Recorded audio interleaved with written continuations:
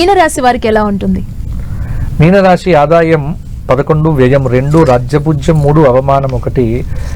ఈసారి ఈ సంవత్సరము అందరికంటే ప్రతికూల ప్రభావవంతం అధికంగా ఉండాల్సి ఉన్నటువంటి రాశి మీనరాశి.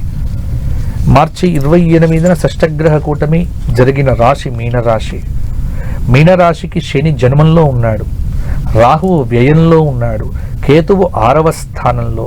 కఠినమైన ఫలితాలు, మధ్యస్థ ఫలితాలు.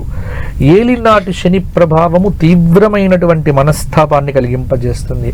జన్మశని, ఏలినాటి శని ప్రభావము కొంత ఇబ్బంది పెడుతుంది. మీనరాశి విద్యార్థులు 1-2 సార్లు కష్టపడాలి, బాగా కష్టపడాలి. ఆర్థిక ప్రణాళిక లేకపోతే ధన నష్టం అనివార్యం.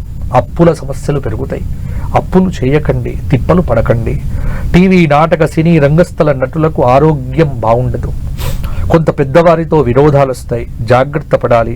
రైతాంగానికి కొంత ప్రతికూలత ఉంటుంది. స్త్రీలకు కొంత మేరకు పర్వాలేదు. కాబట్టి ప్రతి పని ఆలస్యంగా అవుతుంది. ఎందుకు ఈ జీవితం అన్నట్టుగా అప్పుడప్పుడు అనిపిస్తూ ఉంటుంది. ఇబ్బందులు ఉంటాయి. కానీ వీటన్నింటి మధ్యలో కొన్ని అప్పుడప్పుడు భగవద్ అనుగ్రహం అనేటువంటిది కూడా ఉంటుంది. మీరు ధైర్యంగా ఉండండి, భయపడకండి. ఏదో భయపెట్టేసేసి మిమ్మల్ని కాదు, మీకు మంచి జరగాలి అని అనుకుంటే కనుక మీరు ప్రతి శనివారము 108 ప్రదక్షిణములు రావి చుట్టూ చేయండి. అప్పుడప్పుడు ఏదైనా జ్యోతిర్లింగ క్షేత్ర దర్శనం చేసుకోండి. ప్రతిరోజు శివారాధన చేయండి. విష్ణు సహస్రనామ స్తోత్ర పారాయణం చేయండి. అన్ని అంటే ఎంత దైవానికి దగ్గరగా ఉంటే కుంభరాశి వారికి, మీనరాశి వారికి బాగుంటుంది. చాలా చక్కగా మాట